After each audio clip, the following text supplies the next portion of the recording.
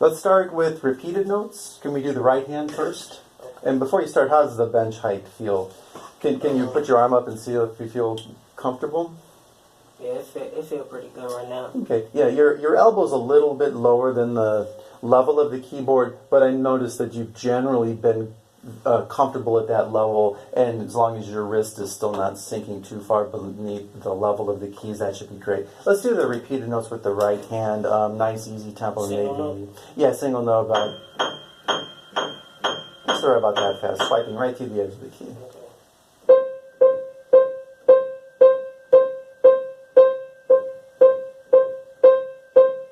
Okay, that's good. You're very focused right now in centralized position, and you're going straight down through the key and in to the hand. Technically, it looks almost perfect. One thing that we can do is tighten up the motion just a hair, because the motion is really just from here to there.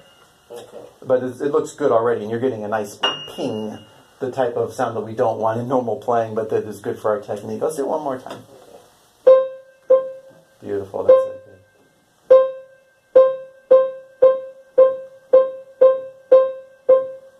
Good. Now I'm going to give us a couple of different tempos, and you just copy my tempo. Ready?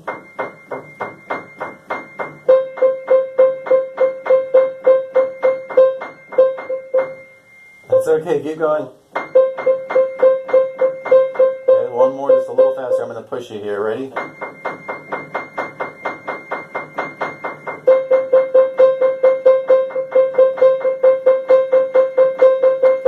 Good. This is so much more focused than last week. Last week your hand and arm were involved too much in the motion. Now it's very focused, it's very concentrated and very small, and we need that for repeated notes. Can we do the left hand by itself?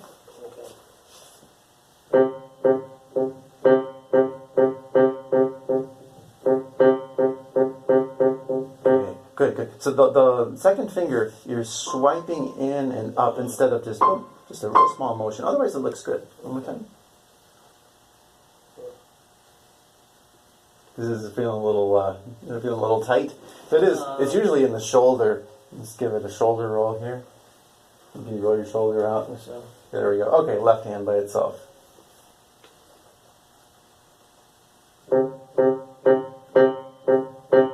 Good. Keep going.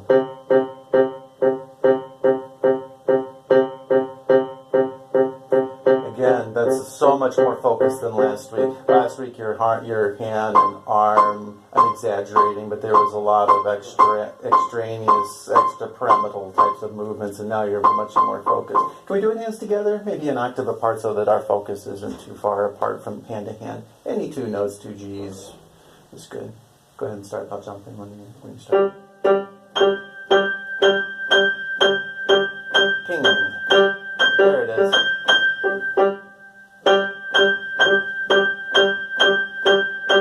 Through the key, good. Now this looks very nice. Let's do the repeated note scale, maybe just the right hand for now, and then we'll move on. So we got C, whatever tempo is comfortable. Maybe starting here so you're not crossing too far over your body, right there.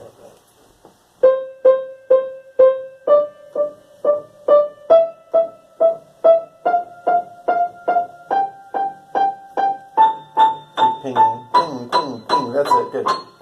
Back down. Good. Good. Got right on track. Good.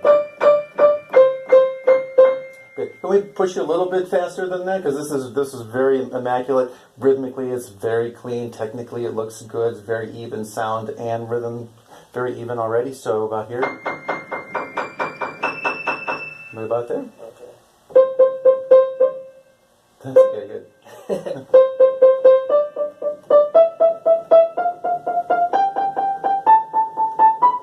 That's excellent. Good. Let's stop there and let's work on the C major scale. Let's do just the right hand C major scale.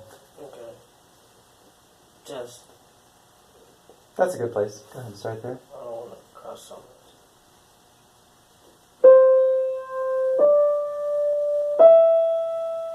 Well, that's where you're going to cross. So you do 3 fingers and then thumb under. And your elbow can help you move that thumb under. Okay.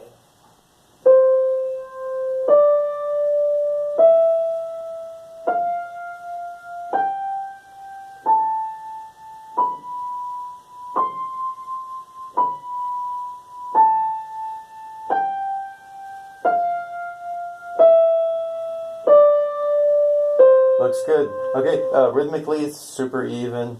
The sound is also very even.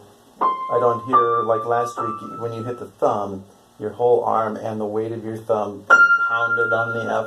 This time it sounds very even. Something to be aware of, you've got a lot of flexibility in your joints and in your hand, which is great. But at the same time, when you're crossing your thumb under, you're only using the thumb. And you can use the wrist to help. You can use the elbow. You can use a whole lot of the rest of your body to get that thumb under. Let's do just the first 4 notes. And use some elbow, like we did last week where the elbow comes out, to help get the thumb under. Okay. Because you're so flexible, you don't need that. But I think it's a good habit for us to get into to help keep the upper body, to keep the upper body moving, keep it loose. Ah, there you go. Yeah, you actually overshot. That's good. Okay, good. And again, there's something to keep in mind. You don't have to be real high arch on your hand, but your tendency, because of the extra flexibility you have in your wrist and in some of the joints of your hand, your tendency is to fall beneath the level of the keyboard. And something that, because I can see your tendons on the back of your hand, something to watch. If you see your tendons starting to pop up, that's a good indication that it's time to relax the wrist. And you don't have to think about being up way high, but if you think of just relaxing, like a good rule of thumb here is if I pick up a can with a relaxed hand, boom, that's my position at the piano. Okay, can we do that? Can you pick up this can? Boom.